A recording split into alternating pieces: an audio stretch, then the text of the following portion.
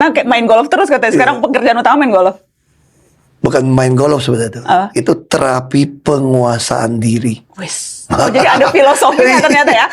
Filosofi main golf, terapi penguasaan diri. Iya, jadi bagi saya tuh orang tanya lagi main golf, enggak, saya lagi olahraga, jalan kaki sama terapi penguasaan diri. Jadi sekarang sudah nggak lebih marah-marah, sudah lebih menguasai dan mengontrol diri. Minimal gini lah, kalau saya kasih contoh gitu kan. Kalau ini minuman nih, putih nih, Anda bilang ini teh, saya lihat air putih kok. Pasti aku ngajak ribut tuh. Dulu. Oh, jelas air putih kamu bilang teh gitu kan. Pasti kita bisa berjam-jam berdebat. Kalau sekarang aku santai aja. Oh, mohon maaf. Rasa lidah saya sih air putih. Kalau Anda rasa teh, silakan. Sudah selesai. Jadi kan. Sekarang memulai nggak sampai. nggak sampai rame, nggak sampai Ya, ribut. lebih diplomat. Yang jelas kok Ahok saya undang ke Mata Najwa sekarang itu dalam banyak kapasitas. Sebagai politikus, sebagai mantan kepala daerah, sebagai orang yang dulu dekat dengan Jokowi, dan sebagai Sudah aku duga. dan belum selesai kok, dan sebagai mantan anak buah Prabowo. Wah. Jadi ada banyak topi nih. Waduh. Topi politikus 20 tahun. Jadi ada 4 topi nih malam ini nih. Aduh. Dan tapi kita mau ngobrolin yang rame hari-hari ini sih kok. Sudah aku duga lah aku datang ke sini pasti begitu. Karena matanya orang Arab lebih gede daripada mata orang Cina. Itu yang susah lawannya gitu. Dipelototin kan. Ngobrol yang isu rame hari-hari ini. Karena banyak banget terus terang kok yang bikin banyak banget yang kontroversi. Dan di antara kontroversi itu banyak banget yang bikin naik darah. Aku mau masuk konkret soal rame-rame soal bagaimana peretasan data. Ketika Ini aku potong. Ini baru ada viral. Si Oneng kirimin semua. apaan? Apa gue bilang? Ini kan cuma ujung-ujung minta nambah anggaran katanya. Emangnya gampang? Tim narasi saja gitu banyak, 160 lebihan. Emangnya hacker itu kerja sendiri? Nggak bisa. Hacker itu biasa tuh ada tim gitu kan. Nah pertanyaannya, kalau satu orang bilang mau kasih kunci, yang lain ngamuk nggak? Ini logika, kita nggak tahu, bukan nuduh gitu ya. Terus yang kedua, emangnya nggak ditangkap merusak negara kok kamu ngaku terus baikan? Kan udah minta maaf dan mundur. Nggak bisa dong, ada Ada satu dong. kreator bilangnya gini. Tapi ujung-ujungnya mau minta anggaran gitu loh. Kenapa tidak tangkap? Biar gimana pun mesti tangkap, soal diampuni beda. Ya, nggak, karena ada siapa Itu tuh? aja, makanya saya Irwandi anggap- atau siapa yang bilang yang minta maaf dan mundur malah hackernya, menterinya malah belum melakukan itu. Makanya bagi saya Tapi perlu nggak? Itu nggak penting lah. Bagi saya Jangan menganggap data pribadi nggak penting loh. Saya Dan tahu, ini saya kembali tahu ini berulang. data ini penting. Selamanya kan berulang. Kalau tidak ada orang yang cinta negara, cinta rakyat untuk mengurusi itu semua. Yang ngurusin sekarang nih nggak cinta negara, cinta rakyat. Saya nggak tahu. Anda bisa tebak. Maksud saya meritokrasi. Nggak bisa merekrut orang itu tanpa dengan dasar yang baik. Kalau bagi saya meritokrasi, saya dari kecil diajarkan. Saya ambil contoh gini ya. Menteri yang sekarang bukan berdasarkan meritokrasi kok. Ya, saya kasih contoh gini. Bapak ibu saya dari kecil mengajarkan saya. Makanya di apotik ibu saya, semua yang kerja itu mohon maaf pakai jilbab. Walaupun dulu nggak pakai jilbab. Di pabrik, ketika nenek saya pengen minta saya memasukkan paman saya yang kebetulan PHK ya. Bukan PHK, Golden Handshake dari Jakarta. Lalu dia mengalami bisnis, udah ambil uang, bisnis gagal. Lalu dia pengen kerja di pabrik saya. Saya panggil nenek saya. Saya punya pabrik di Belitung. Saya bilang sama nenek saya gini. Akuntan saya bagaimana? Akuntan saya ini karir dari bawah. Melayu, Muslim. Tapi ini kan paman kamu. Ini paman kamu nih. Kamu bisa lebih percaya paman kamu dong. Tapi ini kan karir pet. Udah saya ngatur untuk orang saya. Kalau saya tiba-tiba masukin paman saya ke dalam pabrik saya, pasti semangat meritokrasi saya hancur. Nenek saya agak marah. Terus saya pengen sama nenek saya, gini aja lah, kalau paman pengen usaha mau patungan, saya kasih uang, tapi jangan pernah masuk ke pabrik saya, karena pabrik saya ada sistem. Begitu tidak pakai meritokrasi, bisa terjadi kekacauan. Seperti yang sekarang terjadi. Saya kira saya tidak tahu bagaimana cara merekrut orang Kominfo. Saya tidak tahu. Ini bicara orang dalam atau puncak pimpinannya? Karena kalau kita bicara puncak pimpinannya, kan sorotan juga ramai diarahkan ke puncak pimpinan. Ya. Bahkan ada petisi untuk meminta mundur sudah puluhan ribu. Kok Ahok kalau diminta Saya tanda tangan kira petisi kita kok? bukan soal petisi ya. Anda bilang puluhan ribu mewakili rakyat, iya. Kalau orang berkuasa mana peduli juga sih. Ya kan? Makanya saya bilang isu yang penting hari ini adalah bagaimana rakyat itu, saya bacain deh, saya suka kalimat Martin Luther King Jr. Martin Luther King Jr. adalah seorang aktivis pejuang yang bisa menggabungkan 3 kata penting. Kekuasaan, cinta, dan keadilan sosial. Dia bilang begini, tentu dalam bahasa Inggris. Dia bilang, kekuasaan, power without love. Dan love di sini adalah cinta negara, cinta rakyat, kita terjemahkan. Pasti reckless dan abusive. Kita tambahkan korup. Ketika punya kekuasaan, nggak punya cinta negara, cinta rakyat, pasti kasar, sembrono, dan korup. Tetapi ketika Anda memiliki cinta negara, cinta rakyat, tidak memiliki kekuasaan, itu ya sentimental dan kurang darah. Nah, kekuasaan di posisi terbaik adalah ketika dia cinta, suka mengimplementasikan tuntutan keadilan sosial. Dan keadilan sosial di posisi terbaik itu apa? Ketika menggunakan kekuasaan, mengkoreksi segala sesuatu yang berdiri menentang cinta negara, cinta rakyat. Nah, saya balikin pertanyaannya, biar orang yang menilai, apakah sekarang kekuasaan dipakai untuk mengkoreksi segala sesuatu yang menentang cinta negara, cinta rakyat? Hari ini tadi sampaikan tuh, rakyat bawah itu kena judi online, dipancingin, nggak ada yang bisa kontrol. Apa nggak bisa dimatikan saja? Gampang kok, punya rekening bank kok, masa nggak tahu? Kan kira-kira gitu kan? Nah, sama, pertanyaan sama. Makanya saya bilang itu isu menurut saya sudah terjadi berabad-abad sama. Ketika kekuasaan tidak dipakai mengkoreksi segala sesuatu yang tentang cinta negara, cinta rakyat. Nah, bagi saya, Anda nilai meritokrasi atau tidak, bagi saya, sekarang yang paling penting itu bagaimana sekarang kita menyongsong bahaya global ini nih. Krisis energi, krisis pangan, Berbagai krisis tantangan kepercayaan. yang memerlukan orang yang tepat di posisi yang memang sesuai meritokrasi. Salah satunya syaratnya itu. Ya, makanya saya harap presiden terpilih, dia tentu bisa mencari orang-orang. Ini situasi tidak mudah. Dunia saat ini tidak mudah. Makanya kita butuh meritokrasi sistem. Itu jauh lebih penting bagi saya daripada istilahnya dulu Dr. Sari suka bilang, daripada kita mengutuki kegelapan, lebih baik kita nyalakan lilin. Makanya saya juga berpikir setelah saya masuk tahanan, saya belajar gitu ya. Kalau saya terus menyesali yang belakang, nggak ada guna. Makanya bagi saya sekarang yang lebih penting bukan membicarakan soal-soal itu ini, enggak. Sekarang gimana nih caranya? Ya, tapi dalam realita politiknya kan isu-isu itu harus di-tackle satu persatu, dan untuk men-tackle itu tidak bisa hanya melihat gambaran besar ya, tapi harus dimasukkan. Ahok orang yang sangat detail. Betul. Sangat detail. Masa kan saya bilang, punya hati cinta negara, cinta rakyat, kalau nggak punya kekuasaan kan cuma sentimental dan kurang darah. Ya dong, kalau saya dimasukkan ke Pertamina, saya detail.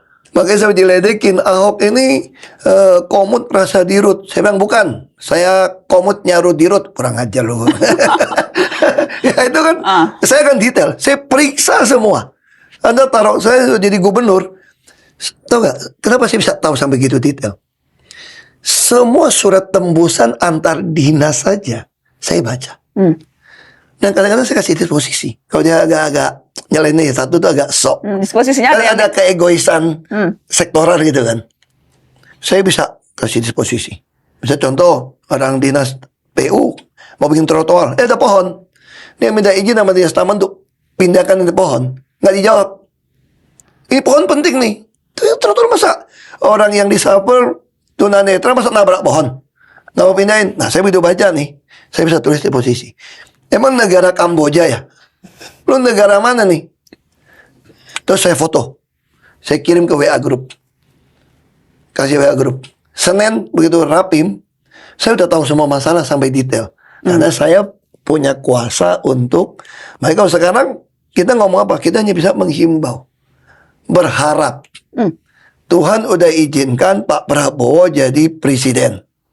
Kira-kira gitu toh. Saya adalah orang yang percaya kalau kita gunakan kata amanah, kekuasaan itu Tuhan yang kasih, Tuhan yang ambil kok.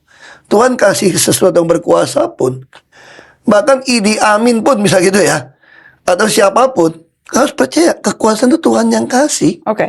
Dan selama sekarang Ahok tidak ada kekuasaan praktis begitu ya, maka yang bisa dilakukan hanya menghimbau. Menghimbau, berdoa, dan tentu saya Walaupun juga bikin sebetulnya program. Saya bikin program. Iya. Saya bikin program As Ahok Anything. Tujuannya apa? Edukasi lah ini bagi saya. Edukasi. Tapi apakah misalnya adakah keinginan untuk kembali mengeksekusi dibanding hanya melakukan edukasi sekarang? Misalnya nih kok, aku ingat dulu aku pernah bilang pengen jadi Dirjen Bea Cukai karena gemes. Oh iya. Sekarang nih ada peluang nih kok. Nggak bisa. Saya udah Bukan, umurnya udah lewat. Bukan Bea Cukai kok. KPK. Sepi peminat. Nah, saya kasih tahu ya, KPK kenapa? Tadi kemarin saya lihat Pak Alex sampaikan. Kalau di Hong Kong, di Singapura, KPK itu ada satu badan urusan korupsi. Di Indonesia ada 3 badan. Iya. Kemudian ego sektoral. Kadang mohon maaf ya, polisi pun bisa kesal ada oknum jaksa yang tidak terima BAP-nya. Atau ada oknum jaksa yang kesal sama oknum polisi yang terus bolak-balik. Nah, kita bisa bayangkan. Jadi nggak berminat. Terus KPK juga adalah kolektif. Kamu minat jadi jaksa agung dong.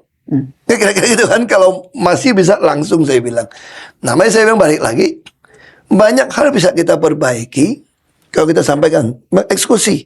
Saya kan bilang kan, teori Martin Luther King Jr. kan, kalau kita punya cinta negara, cinta rakyat, nggak punya kekuasaan, itu pasti sembrono, sentimental. Ahok sekarang dalam posisi itu sentimental? Enggak. Saya nggak pernah berpikir seperti itu. Saya tahu waktu saya belum sampai. Saya ketemu teman saya yang bisnis. Saya ngomong begini, lo ajak gue bisnis dong. Tuh aja jawab saya apa? Hok, yang bisnis itu gampang. Kita disuruh jadi pemasok ini dari temen, semua udah jalan kok. Lu nggak cari-cari, kasih modal semua jalan. Yang susah tuh kayak lu. Ada lu nih. Dagang mah gampang. Kau suruh gua jadi lu, gua nggak bisa. Apa? Ahok tuh apa misalnya sekarang? Apa Maksudnya Ahok ini kan sudah jadi di politisi. Lu kenapa mau berhenti masuk ke pengusaha? Ya dong. Terus kamu termasuk orang yang bisa diterima lah oleh sebagian masyarakat kita dan berpolitik. Banyak orang punya uang juga belum tentu berpolitik diterima juga. Oke, kalau gitu sekarang saya mau nanya Ahok sebagai politisi. Sebagai orang politik yang pernah jadi wakil gubernur di Jakarta dan gubernur di Jakarta. Jakarta hari-hari ini lebih baik atau lebih buruk ya kok? Ya, saya kemarin waktu orang masih ngadu sama saya beberapa. Menurut saya itu administrasi agak sedikit masalah. Tapi masih ada beberapa kelurahan, PTSP yang bekerja dengan baik. Nah, ada yang bekerja dengan baik. Terus pasukan-pasukan, dulu sebetulnya pasukan merah, biru, segala macam, itu bukan soal pasukan kerja saja. Itu adalah balai latihan kerja versi saya sebetulnya. Dan itu yang kok Ahok lihat tidak dilanjutkan atau minimal itu tidak? Yang dikeluhkan orang gitu loh. Sampah masih di mana-mana. Kalau dulu kan kita betul nggak mau lihat sampah. Satu sungai pun kita nggak mau lihat sampah. Anda nggak bisa biarkan satu sampah pun berserakan di sini. Kalau pejabat gubernur yang sekarang tuh banyak disorot publik juga. Saya kira Pak Heru ini orang baik ya. Saya kenal beliau kan ya. Masa kan jabatan banyak. Akhir-akhir ini saya tanya kemana Pak Heru? Lebih banyak di IKN. Menyiapkan untuk 17 Agustus. Ya kan nggak ada wakil. Kalau dulu kan gubernur sibuk kemana-mana, kan ada wakil yang kerja kan. Kalau PJ kan nggak ada wakil. Yang jelas memang posisi gubernur Jakarta kan disorot banyak pihak. Dan warga Jakarta kan warga yang kritis-kritis kok. Iya. Jadi aku mau nunjukin nih beberapa cuplikan statement Pak Heru Budi yang kemudian rame di ini misalnya nih. Yang banyak dapat tanggapan warga. Wilayah Palu Udara kan bukan cuma transportasi tadi sebut, tapi juga ada wilayah tetangga yang misalkan kawasan industri. Nah, kalau dari Pemprov DKI ada upaya ini nggak Pak? Kemarin CFD dijadiin tempat kampanye itu antisipasinya gimana Pak buat besok-besok Pak? Iya, kan di pergubnya nggak ada. Saya nggak tahu, masih tidur.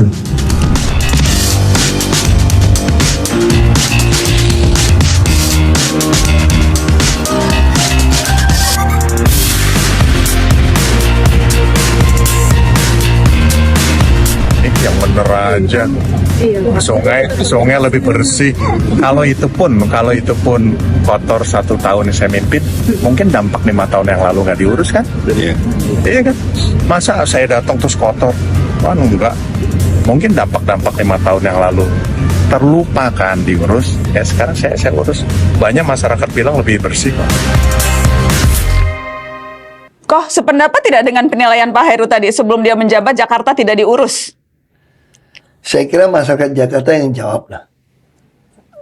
Nanti saya nggak diurus, seolah-olah saya nyerang Pak Anies lagi. Kan sohib juga kita. Sohib semua. Sohib semua. Makanya saya bilang, tidak sependapat dengan Pak Heru. enggak, saya kira memang ada beberapa bagian sungai yang memang tidak dikeruk. Dulu kita beli banyak sekali alat berat untuk tungguin. Memang ada beberapa yang kotor karena pasukan warna-warni juga. Kalau konteksnya bukan hanya itu, tapi secara keseluruhan? Iya, saya kira kalau dia bilang kalau kinerja buruk, ya ASN akan dikirim ke IKN. Saya kira sih semua orang juga akan dikirim ke IKN kalau memang udah pindah gitu ya. Kan tergantung karir. Kalau buat ASN kan sudah ditandatangan kemanapun siap. Nah, sama juga ada orang kritik kan. Buang kemana-kemana. Saya kira itu kadang-kadang suatu istilah yang slip of tongue lah. IKN, maksudnya bukan buangan. Anda optimis IKN akan berhasil kok? Saya nggak ikutin. Tapi waktu saya di Pertamina itu, saya sangat optimis akan cepat. Kalau kita pakai semua wilayah kerja, semua aset di Pertamina. Karena sudah ada struktur jalan kan. Kita bukan buka hutan baru gitu loh.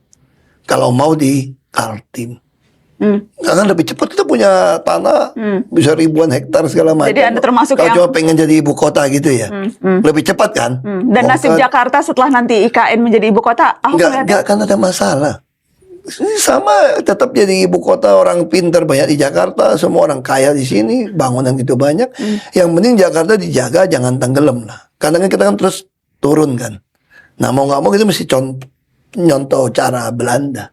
Gimana cara nutup, cara ya, tapi posisi pulau reklamasi segala macam gitu. Tidak akan posisi ibu kota di Kalimantan tidak akan mengubah arti strategis Jakarta. Iya, saya kira ke depan kan makin bagus kok. Kalau kita lihat dari Jakarta punya desainnya, saya kan tanda tangan sama Menteri PU zamannya Pak SBY dulu. Kita tuh ada 6 ruas tol dalam kota waktu itu. Terus saya nggak tahu dievaluasi atau enggak. Kita ada 2 auto ring road. Nanti salah satu auto ring road yang lain itu nyambung sampai ke Sentul. Dan bahkan yang berikutnya lagi itu bisa motong kayak Rancamaya semua nyambung. Jadi ke depan ada kereta semuanya, orang-orang tuh akan mulai tinggal di pinggiran sebetulnya. Oke. Yang gitu kan. Nah, Jakarta tentu kan jadi kota yang mahal karena tinggalnya kota, tapi bagaimana pemerintah harus bantu. Misalnya kemarin saya tanya temen, ini cerita aja lah. Ini kalau betul-betul susah makanan bagaimana? Orang di PHK gitu banyak. Tapi nggak makan gimana? Sakit udah oke lah, kita bisa tanggung lah. Kalau makan gimana? Saya bercanda begini. Tapi saya bisa lakuin, saya bilang. Ya harusnya kantor pemerintah suruh anak-anak SMK praktek saja bikin nasi goreng.